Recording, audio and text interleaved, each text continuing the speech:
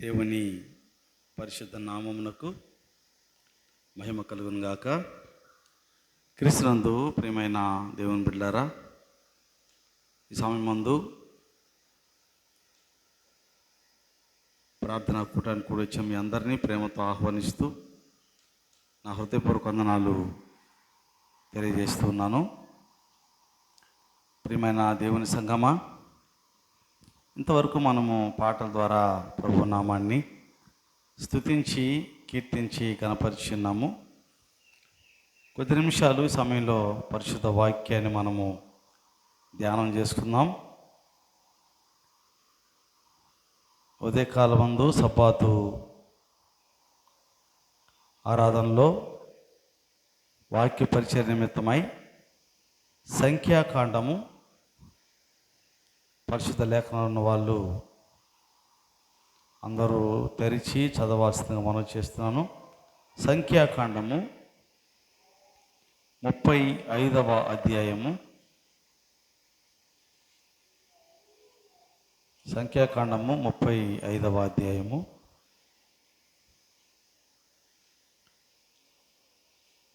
6వ వచనము, 35వ అధ్యాయము 6వ వచనము మరియు 11వ వచనం. మరియు మీరు లేవీలకిచ్చు పురములలో 6 ఆశ్రయపురములు ఉండవలెను. తర్వాత అమ్మ కాదు 11వ వచనం. ఆశ్రయపురములుగా ఉండుటకు మీరు పురములను ఏర్పరచుకున్నవలేను. చాలమ్మా. ఇక్కడ మన అంశం ఏంటంటే ఆశ్రయపురము. బైబిల్లో రాయబడింది ఏంటంటే, ఇజ్రాయేలీలు 34వ అధ్యాయము 6వ వచనం చదివితే, 35వ అధ్యాయము 6వ వచనంలో చదివినట్లయితే, మరియు మీరు లేవీలకిచ్చు పురములలో 6 ఆశ్రయపురములు ఉండవలెను. ఇక్కడ ఇజ్రాయేలీలు వారు కనాన్ దేశానికి వెళ్ళిన తర్వాత వారి కట్టడలు ప్రభువు చెప్తున్నాడు. వారి మార్గంలో మీకు 6 ఆశ్రయపురాలు ఉండాలి. ఈ ఆశ్రయపురము ఎందుకు అంటే, ఒకడు వేరొకడిని కానీ చంపినట్లయితే ఆ దినంలో ప్రతిదానికి దేవుడు ప్రతి దానికి ఒక చట్టాన్ని ఏర్పాటు చేశాడు దేవుడు. ఎవరైనా ఒక వ్యక్తిని చంపేస్తే ఆ దినాల్లో ఉన్నటువంటి సిద్ధాంతం ఏంటంటే, నన్ను కానీ ఎవరైనా చంపితే నా బంధువులు వచ్చి ఆ చంపిన వాడిని చంపేస్తారు. అదే పంటికి పన్ను కంటికి కన్ను సిద్ధాంతం. అది బైబిల్ సిద్ధాంతమే. నన్ను ఒకడు కానీ చంపేస్తే నా బంధువులు వచ్చి నన్ను ఎవరు చంపారో వాడిని చంపేయాలి. అప్పుడు నన్ను చంపిన వ్యక్తి ఒకవేళ పొరపాటును చంపాడు అనుకో, అంటే కావాలని కాదు, ఒక పని చేస్తా ఉన్నాము, ఆ పని దగ్గర ఏదన్నా పైన నుంచి రాయో ఒక ఇనుమో కింద వేస్తే పొరపాటు నా పైన పడింది, నేను చనిపోయాను. నన్ను చనిపోయాను. కానీ చనిపోయాను కాబట్టి మా వాళ్ళు చనిపోయాను కాబట్టి. కానీ విచారణ జరిగేంత వరకు ఆ వ్యక్తి పరిగెత్తుకుంటూ ఆశ్రయపురానికి వెళ్ళొచ్చు. అందుకే ఆశ్రయపురానికి వెళ్తే అక్కడ దాగి ఉండొచ్చు. అప్పుడు పెద్దలు వచ్చి తిరుపరులు వచ్చి అడిగినప్పుడు ఏది మంచో ఏది చెడో తప్పో ఒప్పో తేలిన తర్వాత అతను కానీ నిజంగా కావాలని పొంచి కొట్టి చంపితేనేమో అతనికి మరణశిక్ష ఉంటుంది. లేకపోతే అతను చేసింది పొరపాటుగా చేశాడు కాబట్టి అతను తప్పు కాదని అతనికి విడుదలిచ్చి కొంత ఏదో వారికి సొమ్మియమని చెప్పని చెప్తారు. ఎందుకు అంటే, ఒక వ్యక్తిని మరో వ్యక్తి చంపినప్పుడు అతనికి పాపం చేశాడు కాబట్టి ఆ పాపాన్ని ప్రాయశ్చిత్తం మరలా వ్యక్తిని చంపాలి. అందుకోసము ఈ యొక్క ఆ చంపకుండా ఆగడానికి ఆశ్రయపురాలని దేవుడు ఏర్పాటు చేశాడు. అదేవిధంగా ఆ మాట బైబిల్ మనం చూద్దాం. నిర్గమకాండం 21వ అధ్యాయము. ఈ మాటలు మన క్లియర్గా ప్రభు ఆశించారు. నిర్గమకాండము 21వ అధ్యాయము 23 నుంచి 25 దాకా. అమ్మా 21వ అధ్యాయము 23 నుంచి అమ్మా. హాని కలిగిన ఎడల నీవు ప్రాణమునకు ప్రాణము, కంటికి కన్ను, పంటికి పళ్ళు, చేతికి చెయ్యి, కాలికి కాలు, వాతకు వాత, గాయమునకు గాయము, దెబ్బకు దెబ్బయు. అది సంగతి. ఇక్కడ దేనికి దానికే మళ్ళా జవాబు ఇవ్వాలన్నమాట. దెబ్బకు దెబ్బ, వాతకు వాత, ఇంకా గాయానికి గాయము, కాలికి కాలు, చెయ్యికి చెయ్యి, పంటికి పన్ను, కన్నుకు కన్ను. ఆ విధంగా ఏది చేస్తే అది చేయాలి. ఎందుకంటే ఈ సిద్ధాంతం ఎందుకు దేవుడు పెట్టాడంటే భయపడతారు అని. అమ్మో, నేను ఒకటి కాలు తీసాను అనుకో, వాడు నా కాలు తీసేస్తాడు. నువ్వు ఒకరిని చంపితే నన్ను చంపేస్తాడు. ఒకటి కన్ను తీస్తే నా కన్ను తీస్తాడని భయం ఉంటుందని ప్రభు చెప్తే, అయినా మానవులకి కక్షలు కాఠిన్యాలు పోవడంలా. సరే, అలా జరిగిపోయింది. తర్వాత ఒకవేళ కానీ తెలియక పొరపాటుగా అన్ని దాన్ని చేస్తే వారికి క్షమాపణ ఉందని వాక్యం సెలవిస్తుంది. 20 యెహోషువ గ్రంథము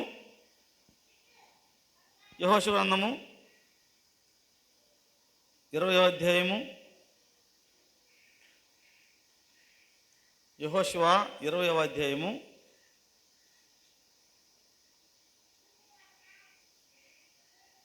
1 నుంచి 3 దాకమ్మా.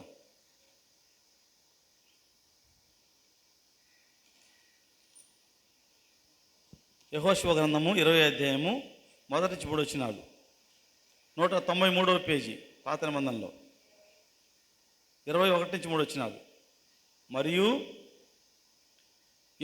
యెహోవా యెహోషువకు సెలవిచ్చిందేమనగా, నీవు ఇశ్రాయేలీయులతో ఇట్టనుము, తెలియకయే పొరపాటున ఒకరిని చంపిన హంతకుడు పారిపోవుటకు నేను మోషే నోట మీతో పలికించిన ఆశ్రయపురములను మీరు ఏర్పరచుకోవాలను. హత్య విషయమై ప్రతి హత్య చేయువాడు రాకపోవునట్లు అవి మీకు ఆశ్రయపురముల గురించి. చూసారా, ఒక వ్యక్తిని చంపితే అతను మరలా వెంటనే చంపాలి కనుక అది విచారణ జరిగే వరకు పరిగెత్తుకొని పోయి ఆశ్రయపురంలో దాగి ఉండాలి. కాబట్టి ఒక 6 పురాలను కట్టుకోమని మోషే చెప్పాడు. ఆ విధంగా మీరు కట్టుకోమని యెహోషువ చెప్పినట్లుగా మనం చూస్తూ ఉన్నాం. అయితే విచారణ చేసిన తర్వాత ఆశ్రయపురానికి వెళ్తాం కదా. ఆశ్రయపురాలు కట్టారు 6. వాటికి ఏ దగ్గర ఉండి ఆడికి పారిపోవచ్చు. నేను ఒక వ్యక్తిని చంపానమ్మా, ఇక నాకు మళ్ళీ చంపుతారు వాళ్ళు, కాబట్టి పరిగెత్తుకుంటూ వెళ్ళి నేను ఆశ్రయపురంలో ఉండొచ్చు. తర్వాత నాయకులు వస్తారు, పెద్దలు వస్తారు, విచారణ చేస్తారు. విచారణలో కానీ నేను ఉద్దేశపూర్వకంగా చంపాను కానీ తెలిస్తే నాకు బడి శిక్ష ఏంటో చూద్దాం. ద్వితీయోపదేశకాండము 19వ అధ్యాయము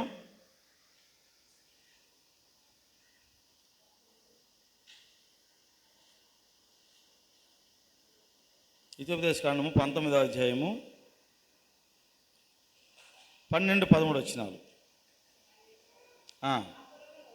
ఆ పురములో ఒకదానిలోనికి పారిపోయినడల ఊరి పెద్దలు మనుషులను పంపి అక్కడి నుండి వారిని రప్పించి వారిని చంపుటకై హత్య విషయంలో ప్రతి హత్య చేయు వాని చేతికి వాడిని అప్పచేసారా. అంటే ఈ విధంగా కానీ ఉద్దేశపూర్వకంగా చంపితే పెద్దలను పిలిపించి హత్యకు ప్రతి హత్య చేయడానికి వాడిని అప్పగించమని చెప్పని ఇక్కడ వ్రాయబడింది. అయితే ఒకవేళ వాడు అంటే ఉద్దేశపూర్వక చంపకపోతే వాడిని విడిచిపెట్టాలి, తీర్పు తీరుస్తారు. అయితే ఆ రోజున ఎవరైతే ఉద్దేశపూర్వకంగా చంపారో వాళ్ళే మరణానికి పాత్రులు. అయితే ఈ రోజున ప్రతి ఒక్కడు మరణానికి పాత్రుడై ఉన్నాడు. ఆ రోజునైతే ఎవరైతే ఉద్దేశపూర్వకంగా చంపుతారో వాళ్ళు మాత్రం మరణానికి పాత్రులు. ఈ రోజున ప్రతి ఒక్కరు మరణానికి పాత్రులైన వాక్యం సెలవిస్తూ ఉంది. రోమపత్రిక 5వ అధ్యాయం 12వ వచనం. రోమపత్రిక 5వ అధ్యాయము 12వ వచనం. ఇట్లుండగా ఒక మనుషుని ద్వారా పాపం ద్వారా మరణమును లోకంలోనికి ఎలా ప్రవేశించునో అలాగునని మనుష్యులందరూ పాపం చేసినందున అందరికి మరణము ఆ రోజునేమో ఎవరైతే ఉద్దేశపూర్వకంగా హత్య చేస్తే వాళ్ళకే మరణం ఆ రోజుల్లో. ఇప్పుడైతే అందరికీ మరణం సంప్రాప్తమైంది. అందరం కూడా మరణించేటానికి మనం పాపులమై ఉన్నాం. జన్మతః పాపులం మనం. కనుక ఈ మరణాన్ని తప్పించడానికి ప్రతి వ్యక్తి కూడా ఈ మరణం నుంచి తప్పించబడాలంటే ఒక ఆశ్రయపురం కావాలని వాక్యము సెలవిస్తోంది. అంటే నీకు నాకు మరణానికి రెడీగా ఉన్నాం కాబట్టి మన మరణాన్ని తప్పించాలంటే మనకు ఆశ్రయపురం కావాలి. ఆ వ్యక్తులకైతే అంటే నరహత్య చేస్తే మరణానికి పాత్రుడైతే ఒక ఆశ్రయపురం పెట్టాడు దేవుడు. ఈ రోజున అందరం పాపులం కాబట్టి మనకు ఆశ్రయపురం కావాలి. ఎవరి ఆశ్రయపురం అంటే బైబిల్లో చూద్దాం. మనము ఎక్కడుంది ఈ ఆశ్రయపురము, మనం ఎలా ఆశ్రయించాలని చెప్పంటే 46వ కీర్తన 46వ కీర్తన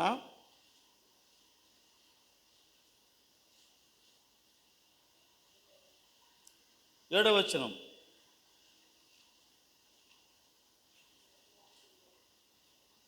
46వ కీర్తన 7వ వచనం.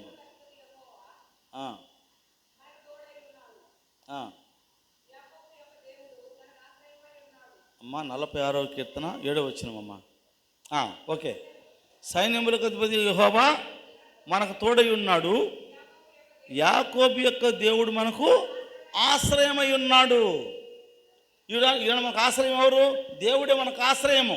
ఆ రోజునైతేనేమో ఆశ్రయపురాలు ఉన్నాయి ఆశ్రయంగా. ఈరోజు దేవుడే మనకు ఆశ్రయము. ఇంకా మనం లోతుకు వెళ్ళాలంటే దేవుడు అంటే ఎవరమ్మా? దేవుడు అంటే ఎవరు అమ్మా? వాక్య ప్రకారంగా దేవుడు అంటే ఎవరు? ఆదియందు వాక్యము నేను, వాక్యము దేవుని యొద్ద నేను, వాక్యమే దేవుడే ఉండెను. ఈరోజు నీ పాపాలకి, నీ దోషాలకి, నీ యొక్క అతిక్రమాలకి, నీ మరణ స్థితికి నీకు ఆశ్రయపురం ఎవరంటే వాక్యమై ఉన్న దేవుడు. వాక్యమే. వాక్యం వినాలి, వాక్యాన్ని గ్రహించాలి, వాక్యానుసారంగా జీవిస్తేనే నీకు రక్షణ తప్ప పాస్టర్ గారిని ఆశ్రయిస్తేనో లేక ఒక సంఘాన్ని ఆశ్రయిస్తేనో ఎక్కడికో వెళ్ళి వస్తేనో కాదు. ఈ వాక్యం నీ ముందుంది. నీ గృహంలో నీ వాక్యం ఉంది. వాక్యం చదవలేకపోతే చదివించుకొని ఇంకో మాట చెప్పనా, ఈ రోజుల్లో నాకు చదువు రాదే అంటానికి లేదు నువ్వు. ఎందుకంటే నువ్వు చదవకపోయినా టీవీల్లో దాదాపుగా 24 గంటల ఛానల్స్ వస్తున్నాయి. 24 గంటలు. ఒక గంట పని చేసానయ్యా, 2వ గంటలు నాకు అవకాశం ఉంది అంటానికి లేదు. నువ్వు ఎక్కడ తప్పించుకోలేవు. 24 అవర్స్ నీకు వాక్యం వినిపించబడతా ఉంది ఆ బైబిల్ గ్రంథంలో, సమాజంలో. కనుక నీవు ఖచ్చితంగా వాక్యానికి నీవు చోటు ఇవ్వాలని పరిశుద్ధ లేఖనాలు తెలియజేస్తున్నాయి. కనుక ఇక్కడ మన ఆశ్రయపురం ఎవరంటే ప్రభువైన యేసుక్రీస్తు అని మనం గుర్తెరగాలి. ఆ రోజున ఎవరైతే మరణానికి పాత్రులయ్యారో, ఎవరైతే మనిషిని చంపారో, నరహంతకుడు అయ్యాడో, ఆ నరహంతకుడిని మళ్ళా చంపడానికి బంధువులు రెడీగా ఉంటారు, చంపుతారు. అలా చంపబడకుండా ఉండాలంటే వెళ్ళి ఆశ్రయపురంలో ప్రవేశించాలి. అయితే ఈ రోజున కూడా దేవుడు మనకు ఆశ్రయపురం ఇచ్చాడు. ఎవరంటే యెహోవా ఆశ్రయపురం. చూద్దామా, కీర్తన 46 7వ వచనం. సైన్యములకు అధిపతి యెహోవా అమ్మా మనకు తోడై ఉన్నాడు. యాకోబు యొక్క దేవుడు మనకు ఆశ్రయమై ఉన్నాడు. ఆ రోజున ఆశ్రయపురాలు ఉన్నాయి. ఈరోజు ప్రభువే దేవుడే మనకు ఆశ్రయం. అంటే దేవుడు అంటే వాక్యమే మనకు ఆశ్రయము. నీవు ఏ పాపం చేసినా, ఏ దుష్టత్వంలో ఉన్నా నీవు వచ్చి వాక్యం దగ్గరకు వచ్చి వాక్యాన్ని చదివి వాక్యానుసారంగా జీవించి క్షమించమని ప్రార్థన చేస్తే ప్రభువుని క్షమించి ఆ మరణ శిక్ష నుండి తప్పించడానికి, జీవాన్ని ఇవ్వడానికి ప్రభువారు సిద్ధంగా ఉన్నారు. మరో మాట చూద్దాము. 11వ వచనం కూడా, కీర్తన 47వ కీర్తన 11వ వచనం. సైన్యములకు అధిపతి యెహోవా మనకు తోడై ఉన్నాడు. యాకోబు యొక్క దేవుడు మనకు ఈ మాట 2 సార్లు రాయబడింది ఇదే అధ్యాయంలో, ఇదే అధ్యాయంలో. అంటే ఎంత ప్రాముఖ్యమో చూడండి. యాకోబు దేవుడు మనకు ఆశ్రమై ఉన్నాడు. దేవుడే వాక్యం కనుక ఈ వాక్యం మనకు ఆశ్రమై ఉంది. నీ పాప జీవితాన్ని, రోత జీవితాన్ని మనం తొలగించుకోవాలంటే వాక్యశాలకు రావాలని చెప్పని వాక్యము తెలియజేస్తుంది. మరో మాట చూద్దామా? 14వ కీర్తన 6వ వచనం. కీర్తన గ్రంథము 14వ కీర్తన. బాధపడువారి 6వ వచనమును మీరు తృణీకరించుదురు, అయినను చూసారా, బాధపడేవారి ఆలోచన మీరు తృణీకరిస్తారు. ఎవరు వీళ్ళు? దేవుని బిడ్డగా పేరు పెట్టుకున్న వాళ్ళే, క్రైస్తవులే, విశ్వాసులైన వారే, దేవుని నమ్మకంగా ఉండే వాళ్ళే. ఎవరైతే బాధపడుతున్నారో వారిని ఏం చేయాలి? మనము ఆదరించాలి, ఓదార్చాలి, సహాయం చేయాలి చేతనైతే. ఇది క్రైస్తవ లక్షణాలు. ప్రభు అన్నాడు, బాధపడే వారి గురించి మీరు తృణీకరిస్తారు. వారిని చదవ వల్ల బాధపడు వారి ఆలోచనలను నీవు తృణీకరిస్తావు, అయినను చూసారా, ఒకరిని నేను తృణీకరించినా యెహోవా వారికి ఆశ్రయమై ఉన్నాడు. ఆ రోజునైతే ఆశ్రయ దుర్గాలు ఉన్నాయి, ఆశ్రయ పురాలు ఉన్నాయి. ఈ రోజున ప్రతి వారికి యెహోవా ఆశ్రయము. ఇక్కడ యెహోవా అంటే ఎవరు? దేవుడు అంటే ఎవరు? వాక్యమే. ఎవరైనా కృంగిన వారిని లేవలెత్తాలంటే వాక్యమే. మీకు ఎంతవరకు అనుభవం ఉందో కానీ, నాకు సమస్యలు, బాధలు, నాకు ఏమైనా కష్టాలు వచ్చినప్పుడు నేను వెళ్ళి బైబిల్ తీసుకుంటాను. నేను ఎవరి దగ్గరికి వెళ్ళను, ఎవరిని అర్జించను, ఎవరిని సహాయం చేయమని అడగను. అంటే దేవుడి చిత్తం అయితే ఎక్కడి నుంచే సహాయం వస్తుంది. అడగాల్సిన పని లేదు. మనం ఆయన ఎక్కడి నుంచే సహాయం చేస్తాడు. కనుక అడగాల్సింది దేవుణ్ణి. నా సమస్యల్లో, నా బాధలు, నా వేదనలో వెళ్ళి ప్రభు చెంత పడతాను, వాక్యం చదువుకుంటాను, ప్రార్థన చేసుకుంటాను. ఆయన నాకు ఆశ్రయదుర్గంగా నేను ఉంచుకున్నాను. ప్రియమైన దేవుని బిడ్డలారా, మన జీవితాల్లో ఏ సమస్య వచ్చినా, ఈ లోకంలో నాకే సమస్య ఉన్న వాళ్ళు ఎవరైనా ఉంటారండి? ఎవరు ఉండరండి. ఇదిగో తెలిసి ఈ పిల్లలకై తెలియదు కాబట్టి వాళ్ళకి తెలియదు సమస్య లేదంటారు. జ్ఞానం తెలిసిన ప్రతి వారికి నాకు సమస్య లేదనేవారు లేరు. చదువుకునే పిల్లలకి సమస్యలే ఏమండి, పని చేసేవాళ్ళు సమస్యలే, ఉద్యోగాలు చేసేవాళ్ళు సమస్యలే. ఇప్పుడు వీళ్ళు హైదరాబాద్లో ఉద్యోగాలు చేస్తున్నా వాళ్ళకి సమస్యలు ఉంటాయి. ఆఫీసులోనో, ఆ పోలీసు దగ్గర ఏవో సమస్యలు ఉంటాయి. కనుక ఈ సమస్యల్లో మన ఆశ్రయదుర్గం ఎవరంటే దేవుడిని యెహోవాని మనం ఆలోచన చేయాల్సిన ఆదరణ. అంటే మనము ఆయన్ని చేరవలసిన అవసరం ఉందని వాక్యం సెలవిస్తూ ఉంది. మరొక మాట చూసినట్లయితే కీర్తన గ్రంథమే 34వ కీర్తన 10వ వచనం. కీర్తన 34వ కీర్తన. అమ్మా, సింహ పిల్లలు లేమి గలవై ఆకలి గురును యెహోవాను ఆశ్రయించు వారికి. అది చూసారా, ఆయన ఆశ్రయదుర్గమే మనకి. కానీ ఆయన ఆశ్రయదుర్గమే, కానీ ఆయన ఎక్కడో ఉంటే, నువ్వెక్కడో ఉంటే దానివల్ల ఫలితం లేదు. యెహోవాను నువ్వు ఆశ్రయించాలి. ఆయన ఆశ్రయదుర్గమే, ఆయన కాపాడేవాడే, రక్షించేవాడే, నీ మేలు చేసేవాడే. ఆయన ఆశ్రయదుర్గం అయినప్పుడు కూడా ఆశ్రయదుర్గం అంటే నువ్వు వెళ్ళాలి ఆయన దగ్గరికి. ప్రభు చెప్పాడు, ప్రయాసపడి భారం మోసుకున్న సమస్య తిన్నారా, నా ఎట్టుకు మీరు రావాలన్నాడు. మనం ఏమన్నావు? నువ్వు రావా యేసయ్యా, నువ్వు రావా యేసయ్యా. నేను రాను. ఈనాడు విశ్వాసుల లక్షణాలు ఎలా ఉన్నాయి? నువ్వు రావా యేసయ్యా, నువ్వు రావా యేసయ్యా. నువ్వావా? ప్రభు ఏమన్నాడు? ప్రయాసపడి భారం మోసుకున్న సమస్త తిన్నారా, నా ఎట్టుకు రండి అంటే మేము రావయ్యా నీ దగ్గరికి. అవసరమైతే నువ్వు రా. ఎంత విరుద్ధంగా ఉందో చూడండి క్రైస్తవ లక్షణాలు ఈ రోజున.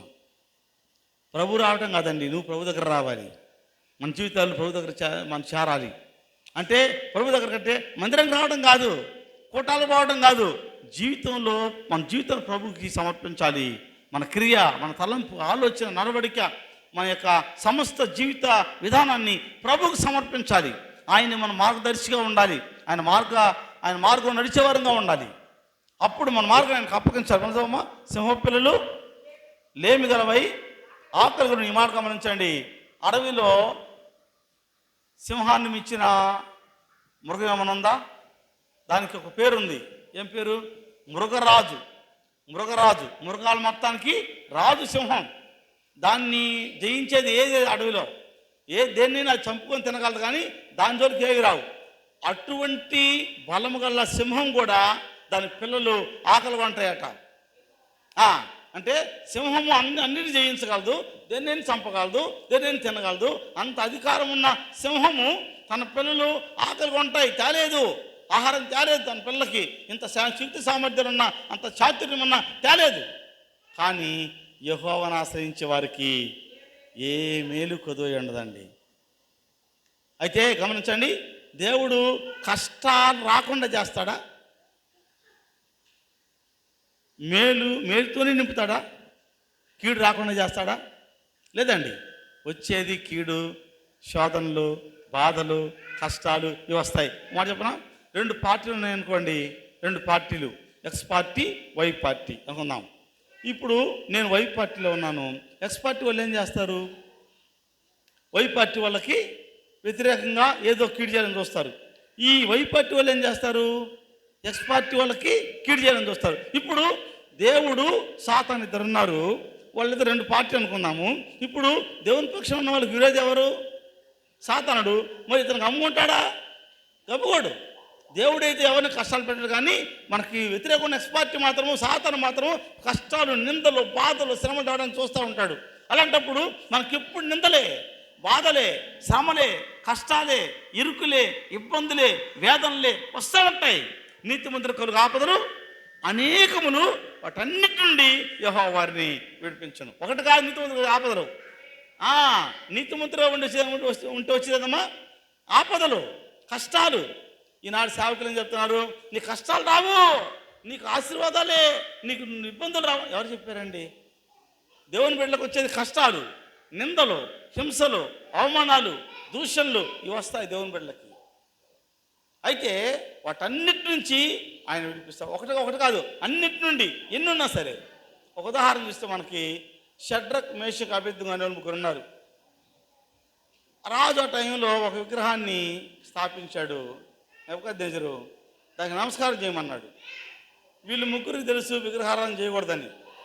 రాజా మేము చేయమన్నారు. వీళ్ళు ముగ్గురు ఎవరు? షడ్రక్, మేషక్, అబేద్నెగో చేయమన్నారు. అది రాజు దగ్గరికి వెళ్ళింది ఈ సమాచారం. మంత్రులందరూ పోయి, రాజా నువ్వు విగ్రహాన్ని పెట్టావు కదా, అందరికి ఆజ్ఞ జారీ చేసావు కదా, అందరు నమస్కరించారు, అందరు సాష్టాంగ నమస్కారం చేస్తున్నారు, వీళ్ళు ముగ్గురు మాత్రం మోకరించట్లేదు, నమస్కారం చేయలేదని చెప్పి అన్నారు. అంటే రాజుగారు పిలిపించారు. ఏమయ్యా మీకు ఎంత గర్వము, భయం లేదా రాజు అంటే? నేనంటే భయం లేదా? నేనేం చెప్పాను? నా విగ్రహాన్ని, నేను నిలబెట్టి విగ్రహాన్ని నమస్కారం చేయమని చెప్పాను కదా, మీరు చేయట్లేదంటే ఏంటంటే వాళ్ళు చెప్పారు, అయ్యా విగ్రహారాధన చేయకూడదని ప్రభువు చెప్పాడు. రాజా నువ్వు ఎంత గొప్పవాడివైనా, మాకు శిక్ష విధించినా, చంపినా సరే మేము మాత్రము చేయమన్నారు, భయపడమని చేయమన్నారు. తీసుకెళ్ళి ఎక్కడ వేసాడమ్మా? అగ్నిగుణంలో వేసాడు.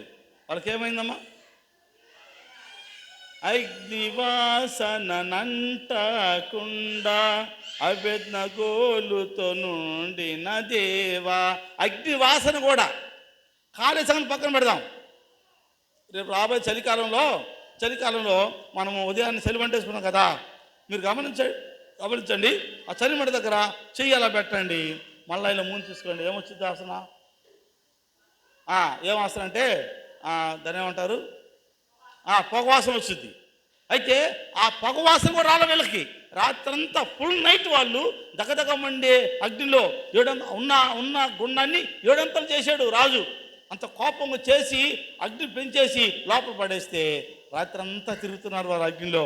కానీ కనీసం తెల్లవాడితే అగ్ని వాసన రాలా. వాళ్ళు కారణం కాదు, అగ్ని వాసన రాలా. అంత గొప్ప దేవుడైన మన దేవుడు. అగ్నివాసన అంటకుండా అబేద్నెగోను కాపాడిన దేవుడు. ఈ రోజున కూడా ఎన్ని శ్రమలు వచ్చినా, ఎన్ని శోధనలు వచ్చినా, ఎన్ని బాధలు వచ్చినా, ఎన్ని కష్టాలు వచ్చినా ఒక్క మాట ఆయన దగ్గరకు వచ్చి, అయ్యా నువ్వే నా ఆశ్రయ దుర్గము, నిన్ను ఆశ్రయిస్తున్నాను, నీ సన్నిధిలో నన్ను దీవించమని నువ్వు ఆయనకి నీ జీవితాన్ని అప్పగిస్తే, నువ్వు ఆయన దగ్గరకు వెళ్తే, ఆయన రాడు, మనం వెళ్ళాలి. ఆయన దగ్గరకు వెళ్తే ఆయన ఖచ్చితంగా కాపాడుతాడు, ఆయన దీవిస్తాడు, ఆయన ఆశీర్వదిస్తాడు, బహుగా మనం వర్ధిల్ల చేస్తారని చెప్పని పరిశుద్ధ లేఖనాలు తెలియజేస్తూ ఉన్నాయి. అదే అక్కడ ఉన్నాడు 14వ అధ్యాయము తీద్దాం బైబిల్లో 34వ అధ్యాయం 10వ వచనం. సింహ పిల్లలు లేమి గలవై ఆకలిగా ఉన్నను యెహోవాను ఆశ్రయించు వారికి ఏ మేలు కొదువేడు. ఇంకో మాట చూద్దాం. సామెతలు 28వ అధ్యాయము 28వ అధ్యాయము 5వ వచనం.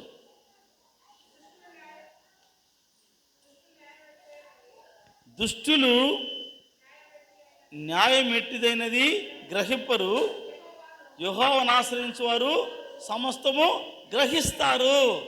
నీవు ఏది మంచో, ఏది చెడో, ఏది మంచి మార్గమో, ఏది చెడు మార్గమో, ఏది నీకు మేలో, ఏది కీడో గ్రహించాలంటే యెహోవాను ఆశ్రయించాలి.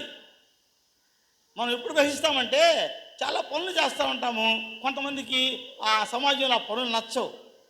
నాకు బాగానే ఉంటాయి నేను చేసే పనులు, కానీ నా పనులు నాకు నచ్చడం కాదు, సమాజానికి నచ్చాలి, 10 మందికి నచ్చాలి మనం చేసే పనులు. మనం మాట్లాడినా, మనం తలంచినా, ఆలోచన చేసినా, ఏదైనా క్రియ చేసినా, పని చేసినా 10 మందికి నచ్చాలి. అది ఎలా తెలుస్తుందంటే, కొంతమంది చేస్తారు, నేను చేసేది ఇంతే, మరి నాయన అట్ట కాదు, అంతే నేను వినాల్సిందే, నువ్వు తప్పండి అది. ఎందుకు వాళ్ళకి ఆ అవగాహన లేదంటే చూద్దామాట. చూమా, దుష్టులు అమ్మా అర్థం కాల. దుష్టులు న్యాయమెట్టిది అయినది గ్రహింపరు, వాళ్ళైతే గ్రహించరు, కానీ యెహోవాను ఆశ్రయించేవారు సమస్తాన్ని గ్రహిస్తారు. నీవు ఏది మంచో ఏది చెడో గ్రహించాలంటే, పరిశుద్ధంగా జీవించాలంటే, పాపను విసర్జించాలంటే యెహోవాను ఆశ్రయించాలి. ఆశ్రయించకపోతే నువ్వు గ్రహించలేవు. ఒకరోజు నేను ఒక గృహానికి దర్శిద్దామని వెళ్ళాను. వెళ్తే వాళ్ళ అమ్మగారు ఏదో పని చేస్తూ ఉంది, ఇంట్లో పని చేసుకుంటుంది. చిన్న పాప, మీ పాపలో ఇంకా చిన్న పాప, ఒక పాప ఉంది అక్కడ. ఆమె ఏదో పని చేసుకుంటా ఉంది. బయట ఏదో అంటే కాలువలో తీసేస్తారు, కాలువలు బయట వాళ్ళ ఇంటి ముందే సైడ్ కాలువ ఉంది, అప్పుడే కాలువలు తీసేశారు. ఆ పాప వెళ్ళి ఆ కాలువలో తీసిన మురికంతా తీసుకొని చేతులు పెట్టి ఇట్లా పిసుక్కొని మొహమంతా పూసుకుంటా ఉంది. ఇంకా తినలేదులే, చేసుకుంటా ఉంది. ఎందుకని చెప్పండి? తెలియక. అదే మనమైతే పక్కకు పోతాం, అసలు మనం ముక్కు పట్టుకొని పోతాం పక్కకి. మరి ఆ పాప ఏం చేస్తుంది? ఆమె తెలియక, అదేంటో తెలియదు, అది బురద అని తెలియదు, అది డ్రైనేజ్ అని తెలియదు, దానివల్ల ప్రమాదం అని తెలియదు, క్రిమినల్ ఉంటాయని తెలియక చేస్తుంది. కనుక మనం కూడా యెహోవాను ఆశ్రయించకపోతే మనకు జ్ఞానం ఉండదు, ఆ తెలివి ఉండదు. ఎప్పుడు మనం ఆశ్రయిస్తామో అప్పుడు ఏది మంచో, ఏది చెడో, ఏది నీతో, ఏది అవినీతో, ఏది పరిశుద్ధమో, ఏది అపరిశుద్ధమో మనకు అర్థమవుతుంది. ఈరోజు చాలామంది యెహోవాను ఆశ్రయించక మనకు తెలియట్లేదు. యెహోవా అంటే ఎవరు? దేవుడు అంటే ఎవరు? వాక్యము. ఈరోజున వాక్యం గ్రహించే వాళ్ళు లేరు, వాక్యం చదివే వాళ్ళు లేరు. చదువుకున్నా కూడా, దేవుడు జ్ఞానం ఇచ్చినా కూడా వాక్యం చదవరు. నేను చెప్తా ఉంటాను, ఒక గోల్ పెట్టుకోవాలి. మనం ఏం గోల్ పెట్టుకుంటాం? ఇన్ని గంటలకు సీరియల్ వస్తుంది, ఆ సీరియల్ మిస్ అవ్వకూడదు. 7:30కు వచ్చే సీరియల్ అది మిస్ అవ్వకూడదు. మిస్ అయిందా అప్పుడు ఎంత బాధ ఉండదు. ఆ రోజున అన్ని పనులు చేసుకొని ఆ సీరియల్ టైంకి కరెక్ట్గా అటెండ్ అవ్వాలా. ఆ లేట్ అయిపోతే సీరియల్ మనం కోల్పోతాం. అంతే, అంత ఆశ, అంత తృష్ణ బయలుపోయి ఉండాలి. ఉదయాన్నే టైం టేబుల్ పెట్టుకోవాలి. ప్రతిరోజున దేవుని కార్యానికి టైం టేబుల్ పెట్టుకోవాలి. ఇదిగో ఇన్ని గంటలు రావాలి, ఇంత సమయం దేవునికి ఇవ్వాలి, ఇంత సమయం వాక్యం చదవాలి, ఇంత సమయం ప్రార్థించాలి.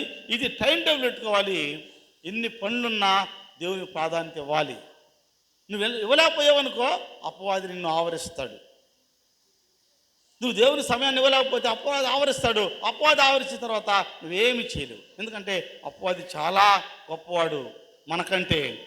ఆయన ప్రభువుని ఎదిరించడానికి వచ్చాడు, ఆయన్నే అడిగాడు, ఆయన శోధించాడు ముమ్మారు.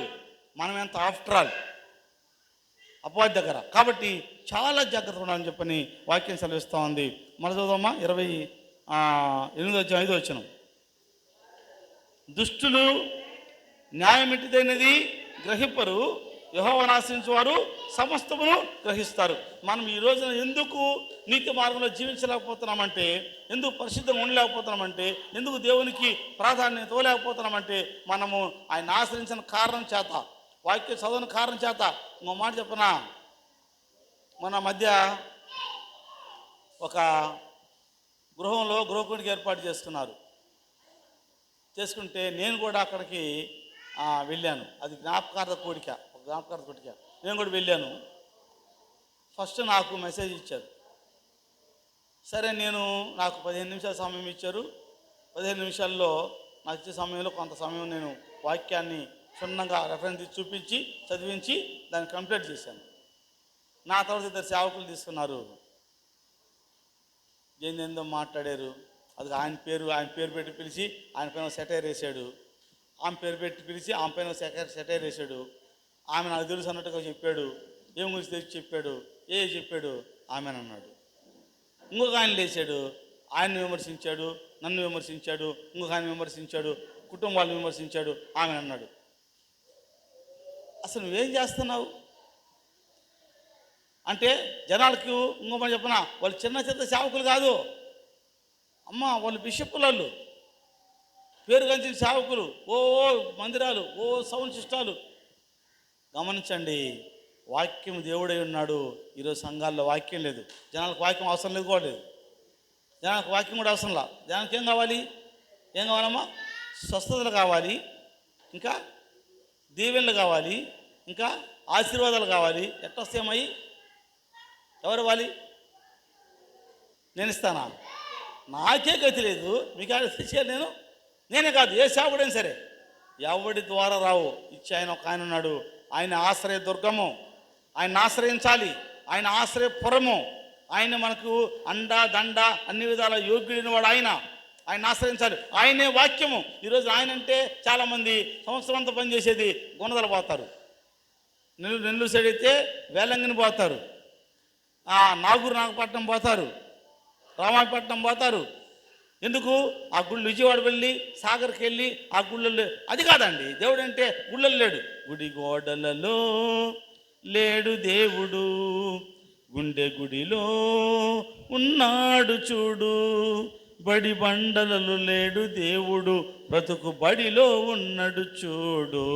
ఆత్మస్వరూపి నీలో దేవుడు, ఆత్మతో సత్యముతో ఆరాధించు. గుడిగోడల దేవుడు లేడండి, కొండల దేవుడు లేడు, గురదల్లో దేవుడు లేడు, సాగర్లో దేవుడు లేడు, వేలంగిలో దేవుడు లేడు. ఎక్కడున్నాడు దేవుడు?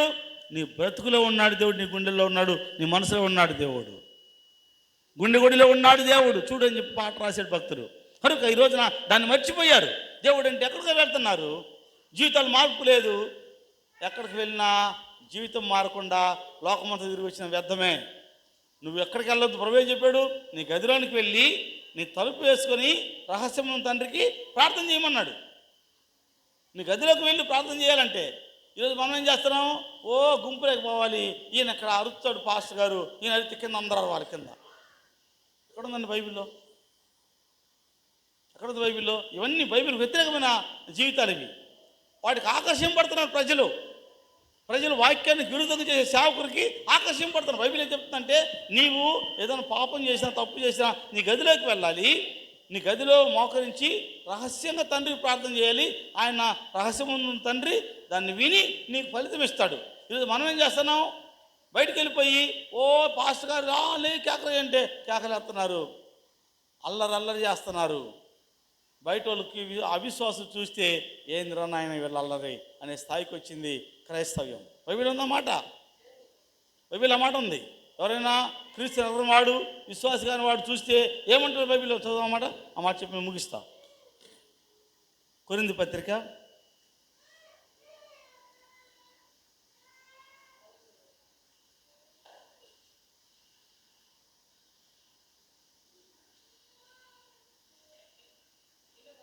చెప్తాను.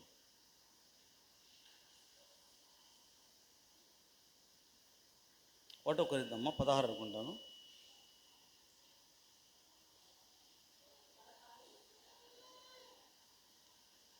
ఒక్క నిమిషం చెప్తాను.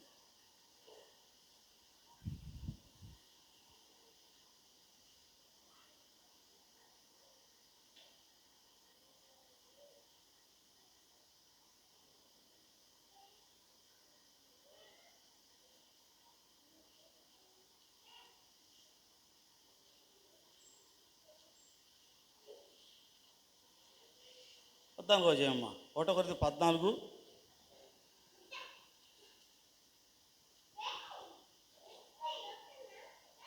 23 వచనం.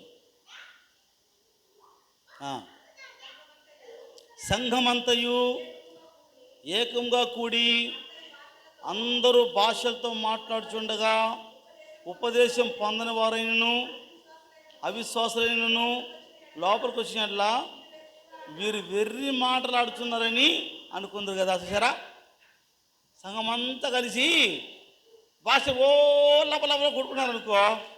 బైబిల్లో నా మాట కాదు, బైబిల్లో ఉన్న మాటలు ఇవి. ఈరోజు జనానికి ఏం కావాలి? ఆ లపలపలే కావాలి. జనానికి ఏం కావాలి? బైబిల్ ఏముందంటే అది చేయకూడదు బైబిల్ చెప్తుంది. నువ్వు రహస్యంగా ప్రార్థన చేయాలి తప్ప నువ్వు బయటికి వెళ్ళి జనమంతా చూస్తున్నప్పుడు ఓ గోల అరవ బైబిల్ చెప్తామాట. అలా నువ్వు భాషలని చెప్పుకొని కాకలేస్తుంటే ఎవరైనా బయట వాళ్ళు చూస్తే ఏమంటారంటే వీళ్ళు వెర్రి మాట్లాడుతున్నారు, వెర్రి భాషలు మాట్లాడుతున్నారు. వాళ్ళని నమ్మండి ప్రభువుని. నేను అవిశ్వాసినండి, నేను అన్యుని, మీరు ప్రార్థన చేస్తున్నారు, నేను చూసేసరికి మీరు వినయము విధేయత ప్రభువుకు లోబడి ఉంటే నాకు ఆ భక్తి కలుగుద్ది. మీ కేకలేస్తే గోల్ చేస్తూ ఉంటే నేను చూస్తే నేనేమనుకుంటా, ఏంటరా నేను గోవాలనుకుంటాను కదా. మరి ఎలా మారాలి? నువ్వు ఎలా మాదిరిగా ఉన్నావు? గమనించండి, ఈ రోజున సమస్తము వాక్యానికి వ్యతిరేకంగా అపవాది చేసేసాడు. ప్రజలేమో అందుకే దేవుడు అన్నాడు, నేను గొర్రెల కాపరిని, మీరు గొర్రెలు అన్నాడు. గొర్రెలు అంటే ఏంటి? తలంచుకొని పోవటమే పని. మంచి ఏదో, చెడు ఏదో, బాయి ఏదో, గొంట ఏదో, చెరువు ఏదో ఏమో అర్థం కాదు, వాటికి పోవటమే పని. ఒక గొర్రె పెడితే అన్ని గొర్రెలు పట్టడమే పని. అటు అయిపోయారు మనము. కాబట్టి సత్యాన్ని గ్రహించాలి, వాక్యాన్ని అంగీకరించాలి, వాక్యం చదవాలి. ఈరోజున ఎంతమంది ఉన్న వాళ్ళల్లో రోజు బైబిల్ చేయమంటే ఒకళ్ళు కూడా ఎత్తారేమో ఎవరన్నా ఇస్తే. ప్రతిరోజు బైబిల్ చదవమంటే అది సహోదరు ఒక ఆమె తింది చదువుతానని చెప్పని. కానీ ప్రతిరోజు వాక్యం వినేవాళ్ళు చెప్పండి టీవీలో, ఆమెకంటే చదవచ్చు మాకు రాదు అంటారేమో. సరే, ప్రతిరోజు టీవీలో వాక్యం చూస్తారు చెప్పండి ఎంతమంది? చూడము. సీరియలు అమ్మ పోనీయము, సీరియల్ క్రమం తప్పనేమో, ఆ టైం పోనీయము, ఎపిసోడ్ అసలు ఆగిపోవడానికి లేదు. ఆలోచన చేయండి. యెహోవాను ఆశ్రయిద్దాం, జీవితాలకి దీవెన తెచ్చుకుందాం. యెహోవాను ఆశ్రయిద్దాం, పరలోకానికి వారసులు అవుతాం. అంతేగాని మనుషులు చేసేటువంటి కుయుక్తులకు, ఏదో వాక్యానికి వ్యతిరేకంగా చేసేటువంటి లక్షణాలకు మనం బలైపోయి దేవుడిని మనం ఆరాధించకూడదు. ప్రభు చెప్తున్నాడు, దేవుడు ఆత్మ కనుక ఆయన ఆరాధించేవారు ఆత్మతోనూ సత్యంతోనూ ఆరాధించాలి. ఆత్మ అంటే ఏంటి? దేవుడు. దేవుడు అంటే ఎవరు? వాక్యము. సత్యం అంటే ఎవరు? నేనే మార్గము సత్యము. సత్యం అంటే దేవుడే. దేవుడు అంటే ఎవరు? వాక్యం. నువ్వు ఎలా ఆరాధన చేసినా వాక్యమే. నువ్వు ఏమి చేసినా వాక్యమే ఆధారం. ఫాస్ట్గా చెప్పిన కార్యాలు కాదు ఆధారము, వాక్యమే ఆధారం.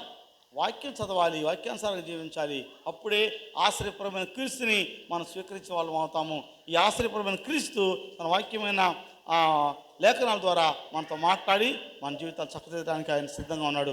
అటువంటి ఉన్నతమైన ఆశీర్వాదము, కృప ఈ యొక్క మధ్యాహ్నకాల సమయం మందు అందరూ సదా దేవుడు అనుగ్రహించును గాక.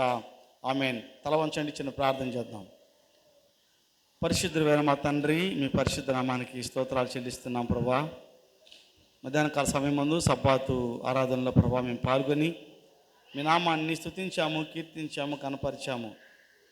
దేవా, మాలో ఉన్న ప్రతి లోపాన్ని తండ్రి మీరు తొలగించమని వేడుకుంటున్నాం.